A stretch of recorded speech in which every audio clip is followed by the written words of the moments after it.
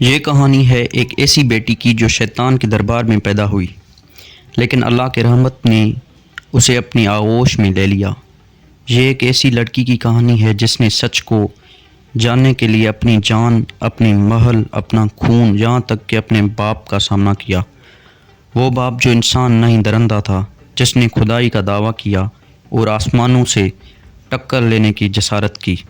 یہ وہ لڑکی ہے جسے نمرود نے اپنی آنکھوں کا تارا بنایا تھا، لیکن قسمت نے اسے ہدایت کا راستہ بنا دیا۔ اس کا انجام تاریخ کا وہ صفحہ ہے جو پڑھنے والوں کو لرزا دیتا ہے۔ نمرود کا محل ایک قلعہ نہیں، ایک قید خانہ تھا، جہاں انسان نہیں سائے بستے تھے، جہاں سونے کی دیواروں کے پیچھے سسکیاں تھیں اور ریشمی پردوں کے نیچے لاشیں۔ نمرود کی بیٹی کا جنم اسی محل میں ہوا۔ اس کا نام رکھا گیا سمرا۔ سمرا یعنی چمکتی روشنی۔ حالانکہ روشنی اسے قبیلے میں جرم تھی۔ سمرا کی ماں ایک خاموش عورت تھی جو ہر وقت اپنے آنسو چھپاتی تھی۔ نمرود نے اسے صرف وارث کے لیے استعمال کیا تھا، لیکن وہ عورت ایک راز چھپائے بیٹھی تھی۔ اس نے ایک رات چھپ کر حضرت ابراہیم کا خطبہ سنا تھا اور سچ اس کے دل میں اتر گیا تھا۔ سمرا جب 7 سال کی ہوئی تو اس کی ماں نے چپکے سے اسے آسمان دکھانا سکھایا اور کہا، بیٹی اگر تمہیں کبھی سچ سننا ہو تو اس آسمان کو دیکھنا جو رب اسے سنبھالے ہوئے ہیں، وہی سب سے بڑا ہے، نہ تمہارا باپ نہ یہ مہر۔ سمرا اب جوان ہو چکی تھی۔ اس کا حسن قاتل تھا، لمبے سیاہ بال، آنکھوں میں شہزادیوں جیسی وحشت، لیکن اندر دل میں عجیب شور، عجیب اضطراب۔ محل میں جشن منایا جا رہا تھا۔ نمرود نے اعلان کیا، میری بیٹی سمرا آئندہ میری سلطنت کی ملکہ ہوگی، یہ تخت، یہ تاج، سب کچھ اس کا ہے۔ لیکن سمرا نے وہ رات کمرے میں چیختی ہوئی گزاری۔ اس نے خواب میں حضرت ابراہیم کو دیکھا، جن کے ارد گرد نور ہی نور تھا۔ انہوں نے کہا، اے نمرود کی بیٹی، آگ کی یہ سلطنت چھوڑ دے، تیرے لیے اللہ کی جنت انتظار کر رہی ہے۔ سمرا کی آنکھ کھلی، پسینے سے شرابور ہوا، دل دھڑک رہا تھا۔ اس نے پہلی بار بغاوت کا ارادہ کیا۔ وہ جانتی تھی کہ اگر نمرود کو خبر ہوئی کہ اس کی بیٹی نے ابراہیم کو سچ مانا ہے تو وہ اسے زندہ جلا دے گا۔ سمرا نے ایک غلام کو خریدا۔ وہ غلام پہلے حضرت ابراہیم کی قریبی ماننے والے میں سے تھا، لیکن اب محل میں قیدی تھا۔ سمرا نے اسے آزاد کیا اور کہا، مجھے سچ بتاؤ، کیا ابراہیم رب ہی سب سے بڑا ہے؟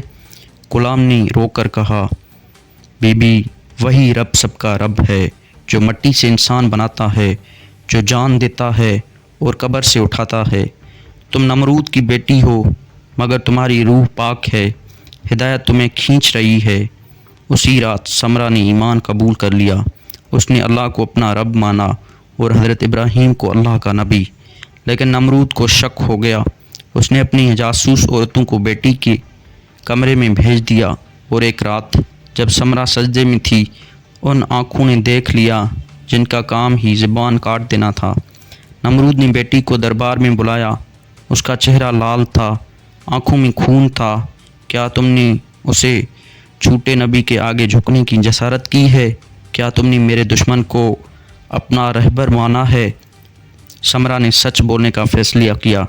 ہاں، میں نے اسی رب کو مانا ہے جو تمہیں بھی مچھر کے ذریعے مار ڈالے گا۔ میں نے اسی نبی کو سچ جانا ہے جسے تم آگ میں جلا نہ سکے۔ پھر سنو، اگر تم میرے خدا ہونے کو نہیں مانو گے تو میں تمہیں جہنم سے بدتر انجام دوں گا۔ پہلے اسی قیدی خانے میں ڈالا گیا جہاں نہ روشنی تھی نہ پانی، پھر زہر کا پیالہ دیا گیا، مگر اللہ نے اسے کی زبان سے دعا نکلوائی اور زہر اثر نہ کر سکا۔ پھر جلتے انگاروں پر اس کے قدم رکھے گئے، مگر فرشتے سے ٹھنڈک دیتے رہے۔ اسی قلعے کے بلند ترین مینار پر لے جاؤ اور نیچے پھینک دو، دیکھتے ہیں کیا اس کا خدا اسے بچاتا ہے۔ نمرود نے آخری حکم دیا۔ سمرا نے ہنستے ہوئے کہا،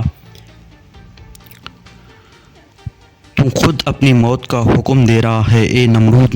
جب سمرا کو مینار کی بلندی پر لے جایا گیا تو پورے شہر نے سانس روک لیا، لیکن جیسے ہی وہ نیچے گرنے لگی، ایک نور کا ہالہ آیا اور سمرا کے جسم کو لپیٹ لیا۔ وہ نیچے نہیں گری بلکہ زمین پر آ کر کھڑی ہو گئی۔ نمرود کی سپاہی چیخ پڑے، یہ معجزہ ہے، یہ معجزہ ہے، یہ معجزہ ہے۔ اسی لمحے آسمان پر کالی گھٹائیں چھا گئی۔ نمرود نے اپنا تاج سنبھالا، مگر کچھ دیر بعد وہی پیش آیا جس کا وعدہ تھا۔ ایک مچھر، صرف ایک مچھر اس کی ناک میں گھسا اور اس کا دماغ پھاڑ کر رکھ دیا۔ نمرود دربار کے فرش پر تڑپتا رہا، چیختا رہا، یہاں تک کہ وہ مر گیا۔ سمرا نے باقی زندگی حضرت ابراہیم علیہ السلام کے ساتھ گزاری۔ وہ عورتوں میں علم، حکمت اور استقامت کی علامت بنی۔